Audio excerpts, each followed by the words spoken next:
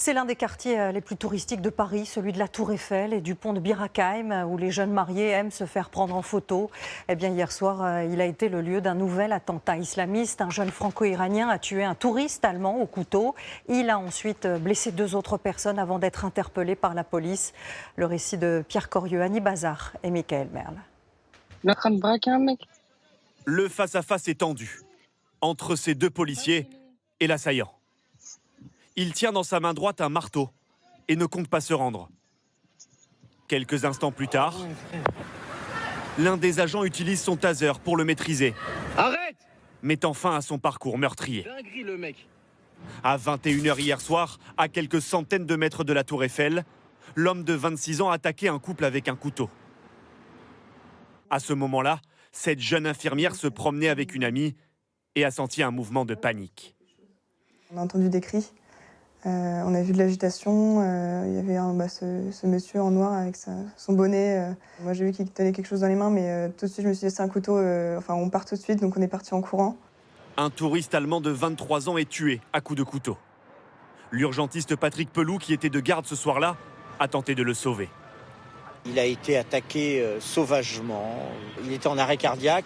On a essayé de le sauver pendant 3/4 d'heure en fait, on n'a pas réussi. Sa fiancée, son ami qui était là sont totalement sidérés. Cette femme doit sa vie à l'intervention d'un chauffeur de taxi qui a réussi à faire fuir l'assaillant. À 21 h 15, la police est alertée par des témoins et toutes les unités des environs se mettent à sa recherche. Pendant ce temps, l'homme traverse le pont de Bir Hakeim. Sur l'avenue du président Kennedy, il s'en prend à une autre personne, cette fois à coups de marteau. Un Britannique de 66 ans qui promenait son chien est touché à l'œil. Il a demandé de l'aide à cette femme qui a prévenu les secours.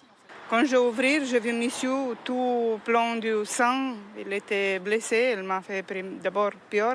Et après, j'ai appelé 112. L'homme est désormais hors de danger et a pu rentrer chez lui. À 21 h 28, soit 13 minutes après avoir reçu les premiers appels, des policiers qui étaient à sa recherche font face à l'assaillant. Mais il s'enfuit. Dans sa course, il assène un coup de marteau à un autre homme âgé de 60 ans, le blessant légèrement au visage. 3 minutes plus tard, les policiers le retrouvent et le maîtrisent à l'aide d'un taser. Et les enquêteurs n'ont pas attendu longtemps pour retracer le passé de l'assaillant, un passé, vous allez voir, extrêmement lourd.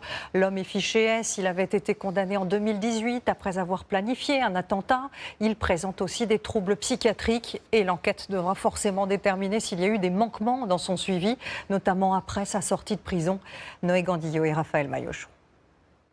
Ce soir, Armand R est toujours en garde à vue au 36 rue du Bastion, le siège de la police judiciaire de la préfecture de police de Paris.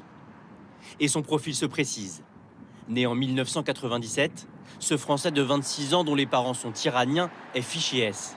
Il est connu de la justice pour son islamisme radical et ses troubles psychiatriques. Les premières investigations ont permis de mettre en évidence que l'auteur des faits avait enregistré une vidéo avant de passer à l'acte.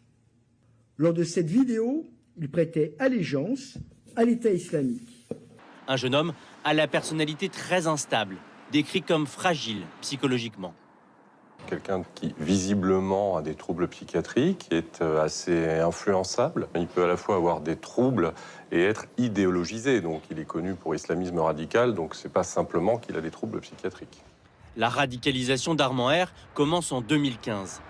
L'année suivante, en 2016, il est interpellé par les services de renseignement pour un projet d'attaque à l'arme blanche. Lors d'une perquisition à son domicile que nous avons filmé ce soir, les enquêteurs découvrent ses liens avec l'islamisme le plus radical. Sur les réseaux sociaux, le jeune homme est en lien avec 4 terroristes. À gauche sur cette image, l'assassin du père Hamel.